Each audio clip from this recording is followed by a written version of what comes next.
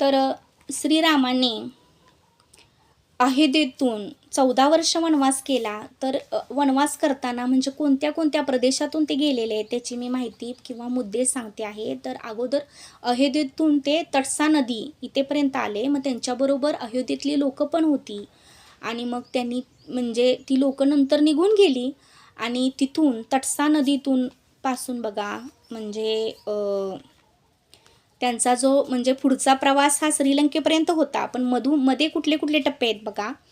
तर त्यांनी म्हणजे वडिलांचं वचन निभवण्यासाठी 14 वर्षाचा वनवास केलेला आहे आणि फक्त वनामध्येच ते राहत होते. कुठल्याही नगरामध्ये राहत नव्हते आणि फक्त फळच खात होते.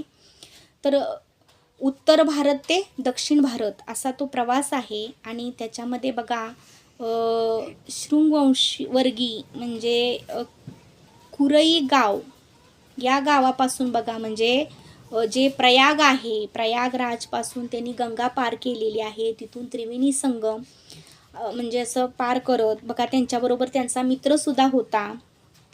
भिल्लांचा राजा जो होता निषादराज तो सुद्धा त्यांच्याबरोबर आलेला होता आणि नंतर एक जे प्रधानमंत्री होते सुमित ते सुद्धा आले होते आणि नंतर त्यांनी भारद्वाज या ऋषीच्या आश्रमामध्ये सुद्धा ते गेलेले आहेत. नंतर चित्रकूट येथे गेलेले आहेत बघा आणि तिथं त्यांनी म्हणजे तिथं राहिलेले आहेत ते बरेच वर्ष आणि तिथून निषादराजसुद्धा निघून गेलेले आहेत आणि म्हणजे तिथेच बघा अनुसयाची त्यांची भेट झालेली आहे. अत्री ऋषी यांची भेट झाली आहे. अनुसयाने सीतेसाठी वस्त्र आणि दागिने दिलेले आहेत.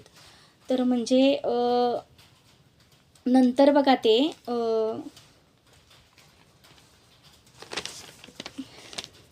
दंडकारण्य वनामध्ये त्यांनी 10 वर्ष म्हणजे दंडकारण्य वनामध्ये त्यांनी सर्वाधिक काळ दंडकारण्य वनात ते राहिलेले आहेत आणि नंतर बघा म्हणजे निषादराज जे होते ते नंतर त्यांच्या नगरात निघून गेलेले आहेत आणि सुमंत हे सुद्धा अयोध्येला निघून गेले आहेत आणि चित्रकूट पर्वत येथे म्हणजे अयोध्येचा जो भरत होता राजकुमार भरत हे श्रीरामांना भेटण्यासाठी आले होते बघा. तेव्हा दशरथांचा मृत्यू झाला होता. तर तेव्हा बघा श्रीरामांनी त्यांना त्यांचे पादुके दिलेले आहेत आणि ते घेऊन ते म्हणजे अयोध्येला परत गेलेले आहेत. पण श्रीराम त्यांचं वचन निभवण्यासाठी अयोध्येला परत गेलेले नाहीत. तर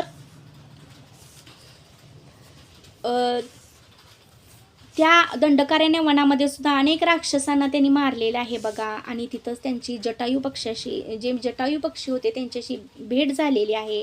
ते दशरथ राजे यांचे मित्र होते आणि इथेच बघा नंतर पंचवटी येथे सुद्धा श्रीराम आलेले आहेत नाशिक येथे. धन्यवाद.